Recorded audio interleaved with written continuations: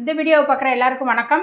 நம்ம இன்றைக்கி என்ன செய்ய போகிறோன்னா சுண்டை வத்தல் மணத்தக்காளி போட்டு வத்தல் போட்டு குழம்பு தான் வத்த குழம்பு தான் வைக்க போகிறோம். இது வந்து சவுத் சைடில் வந்து நம்ம திருநெல்வேலி தூத்துக்குடி பக்கம்லாம் நல்ல கல்யாண வீட்டுலலாம் நல்லா காரசாரமாக வத்த குழம்பு வந்து ரொம்ப சூப்பராக வைப்பாங்க. அந்த மெத்தடில் நான் வந்து இன்றைக்கி வத்த குழம்பு வச்சு காட்ட போகிறேன். அந்த வத்த குழம்பு எப்படி வைக்கலாங்கிறத பார்ப்போம். இப்போ வந்து புளி வந்து நான் ஒரு நெல்லிக்காய் சைஸ் பெரிய நெல்லிக்காய் சைஸு ஒரு புளி எடுத்து நல்லா இப்படி பிச்சு போட்டு கொஞ்சமாக தண்ணி ஊற்றி ஊற வச்சுருவோம். நல்லா புளி முங்குற அளவுக்கு ஊற வச்சுருவோம். அது ஊறிட்டு இருக்கட்டும். இப்போ வந்து இதை வறுக்க வேண்டிய ஜாமான் எல்லாத்தையும் பார்த்துடலாம். நான் ஒன்று ஒன்றா கடாயில் போட்டுட்டு உங்கள்கிட்ட காட்டிடுறேன். சட்டி வந்து நல்லா சூடாகிட்டு நான் அடுப்பை வந்து நல்லா ஸ்லோ பண்ணி வச்சுட்டேன். இதில் வந்து 1.5 டீஸ்பூன் வந்து நான் அரிசி சாப்பாட்டு அரிசி தான் எடுத்திருக்கேன், அதாவது புழுங்கல் அரிசி. இது வந்து நல்லா பொரியட்டும். இந்த பாருங்கள், அரிசி வந்து இந்த மாதிரி பொரியணும். நல்லா வெள்ளையாக இந்த மாதிரி நல்லா பொரித்து எடுத்துடணும். ஸ்டவ்வை வந்து நல்லா ஸ்லோவாக வச்சுக்கோங்க. வச்சுட்டு இதில் ஒரு 2 டீஸ்பூன் கிட்ட மல்லி, முழு மல்லி போடுறேன். அதையும் நல்லா வறுத்துருவோம். அது வந்து வாசனை வர்ற வரைக்கும் வறுத்துக்கலாம். இப்போ அதுலேயே இந்த கடலைப்பருப்பு இதெல்லாம் சேர்த்துடலாம்.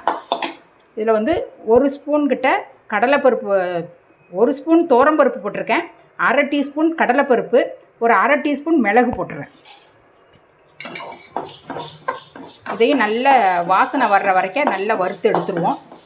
இதில் வந்து ஒரு 4 காஞ்ச மிளகா போடுறேன், அதையும் போட்டுருவோம். நம்ம வந்து இந்த காஞ்ச மிளகா வந்து இது வறுத்து அரைக்கிறது ஒரு வாசனைக்கு தான் போடுறோம். அதுக்கப்புறம் வந்து நம்ம குழம்புல வந்து மிளகாத்தூள் கொஞ்சம் சேர்க்க தான் போகிறோம். அதனால் பார்த்து ஒரு 2 3 போட்டுக்கலாம். நான் ஒரு 4 போட்டிருக்கேன். இப்போ வந்து இந்த பாருங்கள், இந்த மாதிரி நல்லா செவந்துட்டு இதை வந்து ஒரு பிளேட்டில் கொட்டிடலாம்.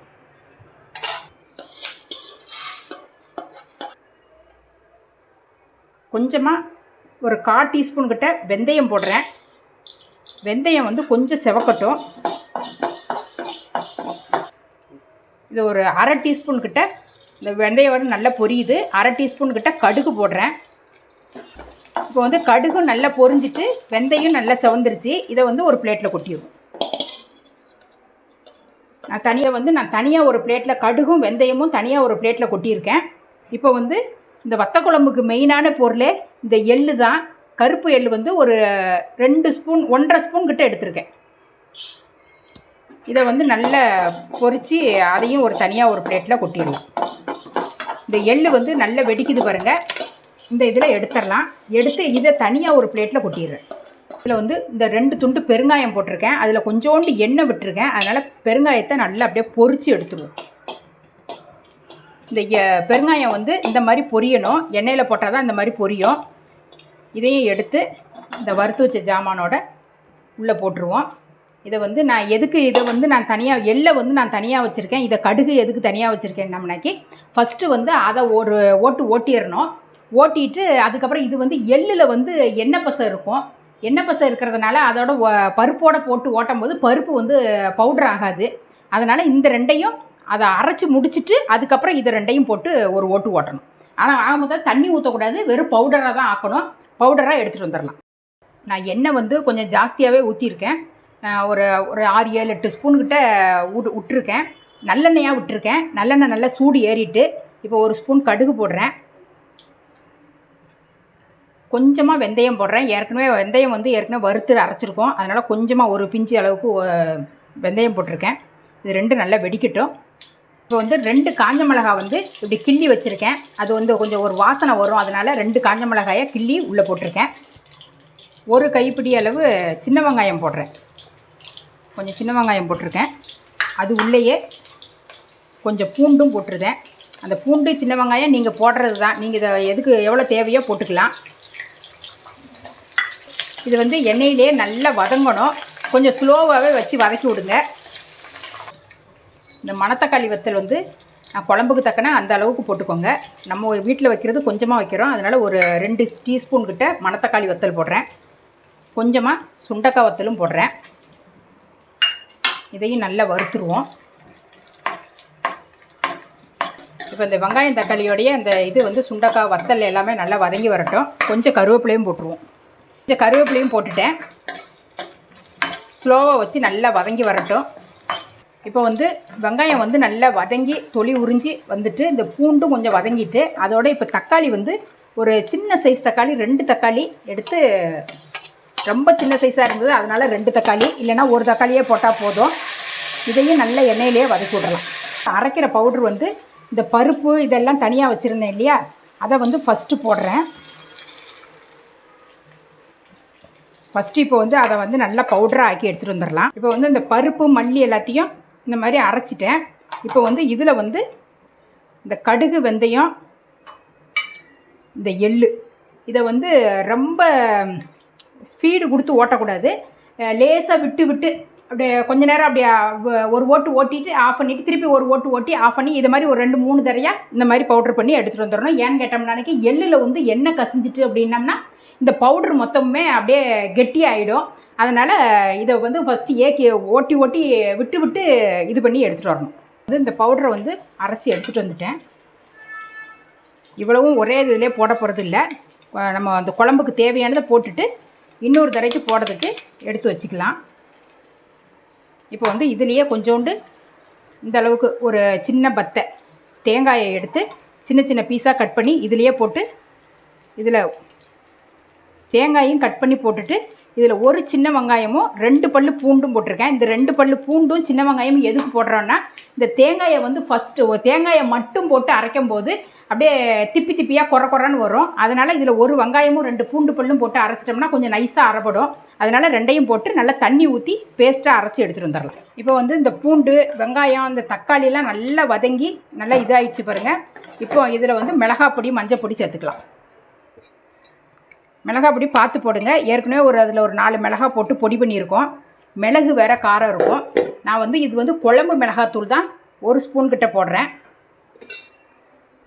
கொஞ்சமாக மஞ்சள் பொடி, இதை நல்லா அப்படி வதக்கி எண்ணெயிலேயே வதக்கி விடுவோம்.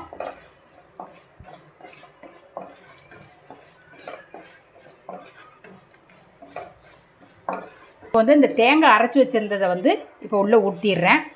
நான் ஒரு சின்ன ஒரு பத்தை தான் எடுத்திருக்கேன், அதுவே போதும். அதோட இப்போ கொஞ்சம் தண்ணியும் சேர்த்துருவோம். சேர்த்துட்டு இப்போ நல்லா வதக்கி விடுவோம். இந்த தேங்காய் பேஸ்ட்டு வந்து நல்ல எண்ணெயிலேயே நல்லா வதங்கி நல்லா இந்த தண்ணியெல்லாம் சுண்டி வர்ற அளவுக்கு சும்மா ஒரு 2 செகண்டு அப்படி வதக்கி விடுவோம். இப்போ வந்து நல்லா அந்த மாதிரி சுண்டி வந்திருக்கு.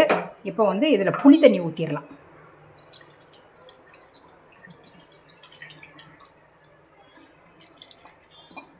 இதை 2ஆம் தரமும் நல்லா கரைச்சி ஊற்றிடுவோம்.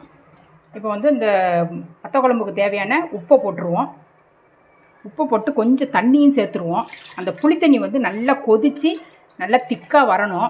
அந்த புளித்தண்ணி வாசனை வந்து நல்ல பச்சை வாசனையெல்லாம் போகணும். இப்போ கொஞ்சம் நேரம் நல்லா கொதிக்கட்டும். புளித்தண்ணி வந்து ஒரு 5 நிமிஷமாக நல்லா கொதிச்சிட்ருக்கு. நல்லா கொதித்து இந்த அளவுக்கு கொஞ்சம் தண்ணியாக இருக்கும் போதே இந்த பொடியை போடும்போது இன்னும் கொஞ்சம் திக்கு கொடுக்கும். அதனால் இப்போ பொடியை போட்டுருவோம். இந்த பொடியில் வந்து நான் எவ்வளோ போடுறேன்னா பாதி பொடி போட போகிறேன்.